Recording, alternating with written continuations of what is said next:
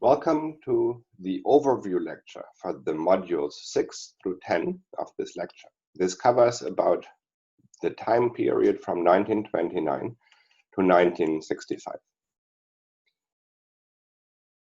The story here is going to be one of crisis and collapse. The stock market, global capitalism started to collapse in 1929. The value of stocks tumbled overnight, and the ensuing crash affected all walks of life. Industries shut down, trade ground to a halt, and unemployment figures shot up to 40% and more in all capitalist countries. And really, the whole time period from that traumatic moment onward, all the way to the 1960s, is where Western democracies try to find stable footing, to retain a capitalist free market economy without having to resort to authoritarian politics that would diminish constitutional protections for individual rights, or that would cut back on the ability of individual citizens to have a voice in their own affairs and to participate in decision-making in politics through elections, through raising their voice in the public sphere, through local democracy and all those things. So one figure in particular, Franklin Roosevelt, as president during the 1930s and the first half of the 1940s, set the stage for this, wishing to preserve capitalism and democracy simultaneously. As it were, in the 1930s, there were two apparent models of success. One, the Soviet Union, which preserved the dignity and livelihood of working people. The crisis of 1929 had no impact on the Soviet Union because they did not have capitalism. So the standard of living there was rising and industrialization was expanding at the same time as the West was in free fall. But of course, there was no capitalism there.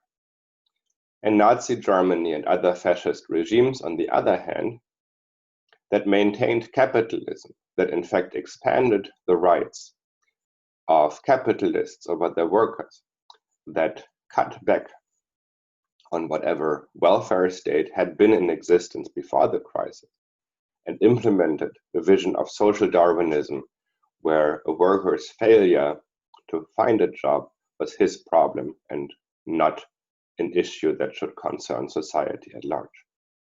So here, you also had the abandonment of democracy, but while maintaining capitalism. And although in the end it turned out to be based on a straw fire of armaments production and accounting tricks, the German economy in the 1930s also looked like it was doing well, in part because through forced labor, many of the unemployed were put to work digging trenches, building highways, the infamous Autobahn, and other projects that in hindsight, of course, were meant to ready Germany for a major imperialist undertaking of the war of aggression. But Roosevelt wanted to maintain the essential spirit of the United States in the face of these two loud and aggressive alternatives of fascism and communism, to maintain a union of capitalism and democracy. The solution to him, to the failure of capitalism, was to have more democracy. And this carries through all the way to the 1960s, which of course are characterized by the rise of the civil rights movement and by the expansion of these ideals and of equality and democracy that were the unfulfilled, the bounced check of the Declaration of Independence, so to speak, to all Americans, regardless of their race. So in this sense, the civil rights movement is the last leg of that experiment of the New Deal to answer to the crisis and to the shortcomings of capitalism by strengthening democracy, equality, and the constitutional protections for all individuals. The reason we are starting this part of this class with Karl Marx is because he is the foremost theorist of capitalism as a crisis-prone system. Many economists attempt to explain what capitalism is and how it works. Marx was merely the second one, following Adam Smith, with whom he shares many, if not all, basic assumptions. Adam Smith, of course, is considered the intellectual father of capitalism and published his book, The Wealth of Nations, in 1776, which happens to be the same year that the American Revolution took place. So Marx operates with the conceptual framework of Adam Smith, thinks it through to its logical consequences, and unlike Smith, arrives at the conclusion that when capitalism works as it designed, it doesn't work. It is inherently incapable of delivering on its promise to generate wealth for all individuals, to raise all boats, and rather leads to periodic catastrophic setbacks, crises.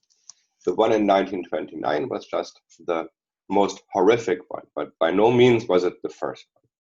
And even before there had been any crises at all, for somebody who examined capitalism without an explicit interest in justifying it, without having the pre-existing assumption that he's going to make it look good, but really is interested in finding out what is it, Marx was able to see this even before the fact.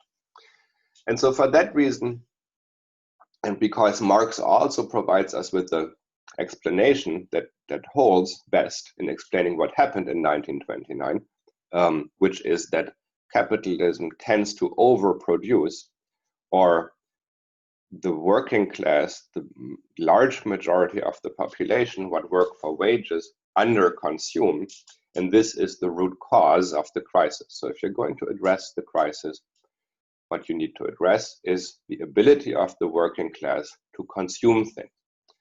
It is about income, not about capital. Capital can usually take care of itself, but really it's about the wage, and it's about the welfare of the working class. But I think you deserve a full account of what it is that this guy Marx said, so that you can judge it by yourself. And for that reason, I want to devote a whole week on the basics of his work, Capital, the Critique of Political Economy. Now, right after that, we're getting to the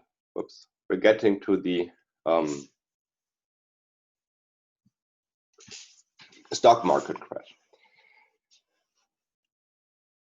There had been signs of trouble before, and the enthusiasm with which everybody and their gardeners, as they said at the time, were buying stock made some people uneasy and led them to think that maybe this was a bubble in the making, but few people predicted just how precipitous and total this crash would be. Now, it didn't wipe out all fortunes, but quite a few of the newly rich of the 1920s lost literally everything and went from being millionaires to being dishwashers, if they could find a job as a dishwasher overnight. The scenes of immiseration, compounded in many cases by natural disasters that in turn followed many decades of agricultural mismanagement, such as the Dust Bowl of the Great Plains that led to a major migration of people from the Great Plains westward to the Central Valley of California, led the newly elected Roosevelt administration to emphasize precisely the livelihood of the working masses. So all the measures that were undertaken under this umbrella of the New Deal to provide unemployment insurance, to provide retirement benefits to all seniors, to get people employed by having government-funded construction projects, and crucially, by giving legal protection to workers who still have jobs and who wish to form a union so that they can bargain with their employer for higher wages, better working conditions, more secure employment, and so forth. And this, of course, would then serve as a template for when the economy recovered. It would recover under the conditions of having a unionized and therefore much better paid workforce. So this would take care of the issue, all of this. Call it handouts, call it giveaways if you want to be cynical. But the economic function of transferring money to people who don't have anything is that each and every dollar you give to a poor person is going to generate economic activity. They're going to feed themselves, they're going to rent apartments, or even eventually buy things like houses and cars. That will eventually lead more people into employment as demand picks up, and that'll be the way out of the crisis. This is what is called counter-cyclical government intervention. So when the cycle of the business cycle heads south and collapses, government steps up spending to make up for the failure of the free market. When business picks up and the economy improves, government pays down some of the money it borrowed to compensate for the failure of the market. Historically, the state in this country had responded to labor activism, to labor unions, with raw violence. This scene shows Chicago police in 1938 attacking a group of striking workers with machine guns. Well, they have one machine gun that you can see. And in many states, forming a labor union was still considered a conspiracy, a criminal conspiracy, to extract benefits from your employer. Roosevelt changed that and gave the protection of federal law to workers who might go on strike. And when newly formed labor unions in industries that had never had a unionized workforce, steel, automobiles, electrics, rubber, all these industries that were part of that early 20th century wave of industrial innovation, when they went on strike, they came up with a brilliant tactic to counteract the ability of the employers to simply say, well, you're going to go on strike, that's fine, we'll just fire all of you and replace you with scabs, with strike breakers. To prevent that, workers would simply occupy their factories and thereby use as a token of bargaining power the capital investment that the employer had sunk into that factory. One reason that worked, although this was skirting the limits of legality, was because the local population had their back. So along the perimeter, the fence of the Ford and US Steel compounds, people from the towns lined up, the wives, the children, whole church groups of retired people with food, with songs, with news, supporting these strikers who had padlocked the gates from the inside. These masses of people also prevented the National Guard or hired guns from entering these compounds to kill or drive out these workers.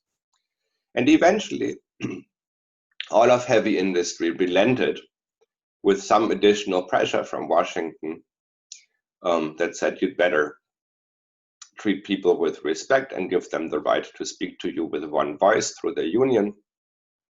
And that led to an enormous improvement in the standard of living for the industrial working class. Meanwhile, in Europe,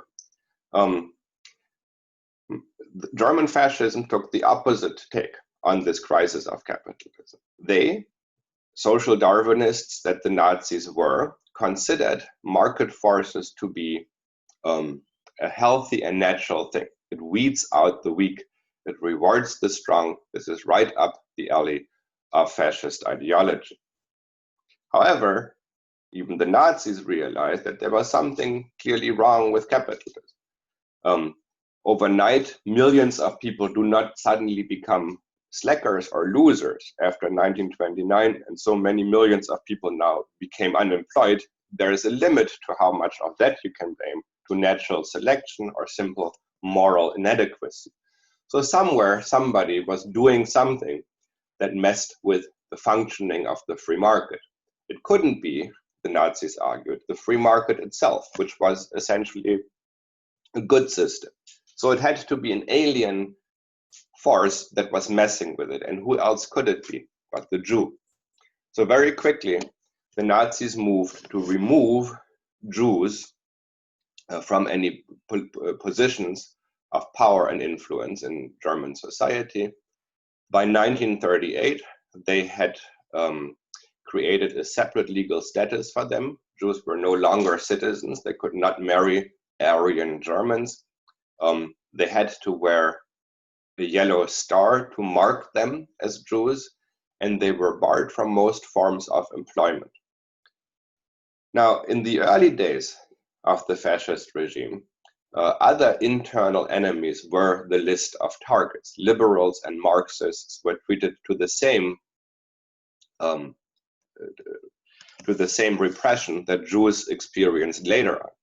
So in 1933 and 1934, women who worked for wages received letters saying that in keeping with the wishes of the national government, your job will be given to a married male ethnic German. So women, liberals, Marxists, people who were not part of the natural basis of the people and its honor, white men, German white men, were removed from positions where they could make their own living, where they could have social status and so forth. But with no other group, and while of course liberals, Marxists, and feminists were put into concentration camps where their deaths were welcomed if they were worked to death in horrific hard labor, it was nonetheless not a systematic policy to murder them. With the Jewish inmates of concentration camps, however, starting with 1941, the industrialized mass extermination of these people became official policy. So the murder of a whole group of people based on their race, because the Nazis assumed that to be Jewish means to belong to a specific race, which happens to coincide with belonging to a particular religion, that became government policy. And it was so important to the Nazis that when, in the end, in 1944, resources were dwindling, and the government had to make a choice between running the trains to the extermination camps or running trains to carry war supplies, they went with the trains to the extermination camps. So the goal of murdering the Jews weighed more importantly for the Nazis than the goal of actually winning the war. Against this vision of racial and gendered supremacy, of murder and exclusion as government policy, the United States under Franklin Roosevelt presented a vision of freedom and equality as a strong alternative, as something people could get enthusiastic about, something that is likewise and more so worth fighting and dying for. As the United States prepared to enter into war to fight against the Nazis, side by side at this point with the Soviet Union, of course, all the things that fascism stood for, the repression of freedom of speech, the discrimination of people because of their religion, the keeping down and working the working class to the bone, and a security apparatus that made nighttime a time of terrors because somebody knocked on the door. You were hoping they were coming to tell you there was a bombing raid, not that it was the secret police coming to ask you questions. To not just reject all that, but to provide a positive alternative as a package deal that was represented under the banner of America. That was Roosevelt's goal. These 4 freedoms that if you were going to join and fight for the United States in this war, you were fighting to come back to a country that would provide you with these freedoms. And indeed, through the GI Bill, and of course, because at this point, unionized labor was strong, more than 30% of the workforce were unionized, and that in turn lifted the bottom of all employment, of all wages. The working class could now attain middle class status and move into the newly built suburbs. After the end of the war against Germany, the Soviet Union and the Western democracies, Great Britain, France, and the United States notably, that had seen through the war against Hitler had a major falling out. The Soviet Union left this alliance and started to pursue its own goals of securing its western border. On the border with Germany, the historically unreliable states of Hungary, Romania, Czechoslovakia, and Poland, who had provided entryways for German troops, who had sided with the German Nazis just before World War II, were now going to be firmly under Russian control, under Soviet control. Among the United States security establishment, the dominant view was that the Soviet Union was a threat and had to be contained, that communism represented something that was detrimentally opposed to these freedoms that the United States stood for, and it therefore had to be prevented from spreading any further than it had already done. Germany, that had been the side of the fighting, where the West and Russia had been on the same side, became the emblem of this new division in the world, this Cold War. And the East German government put up what they called the anti-fascist protective barrier through the heart of the country and through the middle of the city of Berlin in 1961, this structure known as the Berlin Wall. In the United States, a showcase now existed for life under capitalism that was good. The unions that had organized the industrial working class were on board with this experiment to defend capitalism now against communism and to expand democracy and equality. But as part of their drive to organize and to unionize, the labor unions were committed to racial equality as well, to the extent that there was any growth and opportunity for African Americans, it happened through the actions of the labor movement. For instance, the railway union organized by A. Philip Randolph that organized the sleeping car porters, almost all of whom were black, had an incredibly important role to play later on in the civil rights movement. And among those who were explicitly making the case for desegregation, for saying, and now that we've defeated the Nazis, let's take a look at the racial regime of white supremacy in the American South, and let's take that out, were prominent communists, like Paul Robeson, the tall man who is standing in the center of this picture, who was a famous entertainer.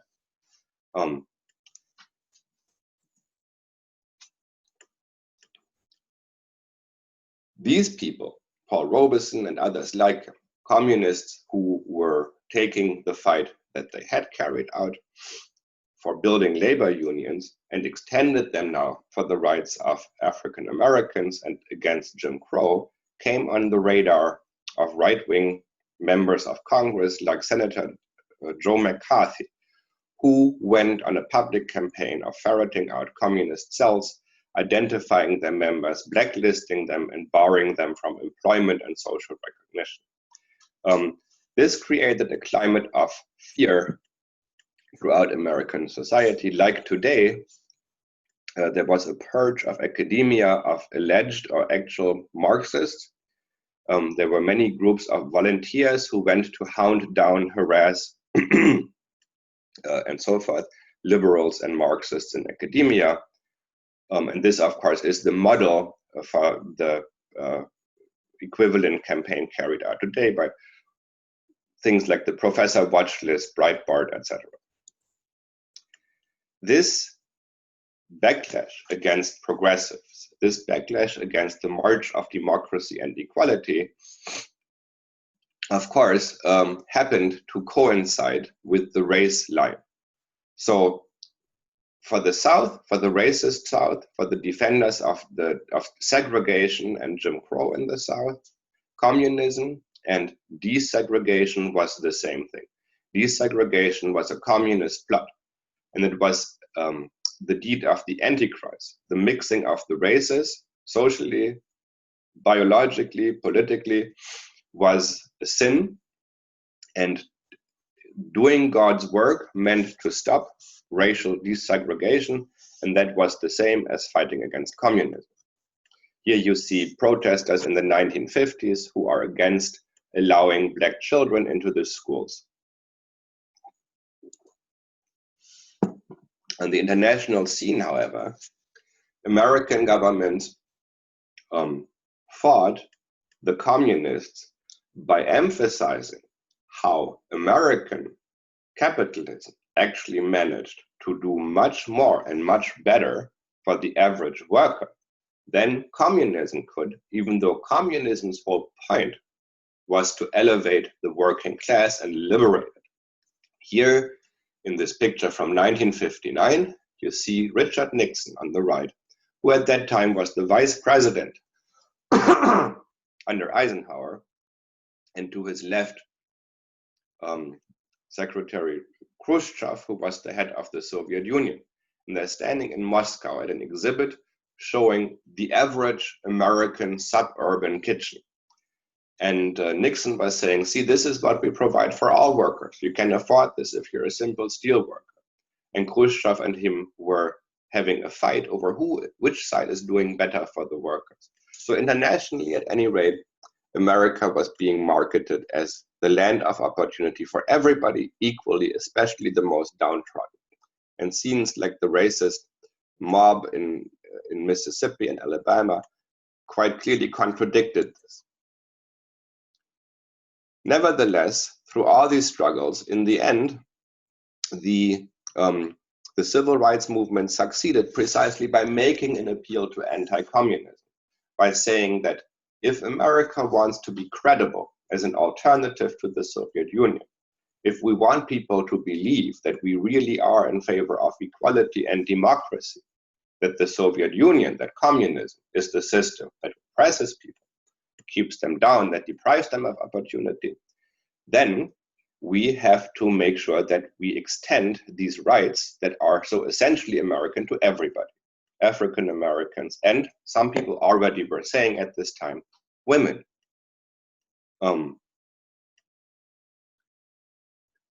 So this is where we end up in 1965. But this vision of America as a land of equality and opportunity is never without its challenges. And it rests, of course, on the New Deal vision of an empowered working class and limitations on the ability of capital to do as it pleases. Both the empowerment of the working class, equality of the races, soon thereafter, the rise of women to roles of prominence in society and to an equal status, not all of that had enemies that didn't simply go home in 1965 and declared defeat, but rather that began to plot for the eventual comeback and the reversal of all this. And we will be talking for the rest of the class, for the 50 years after 1965, that is the story of how these achievements of this 35-year period we just discussed are going to be reversed. So that's all for now.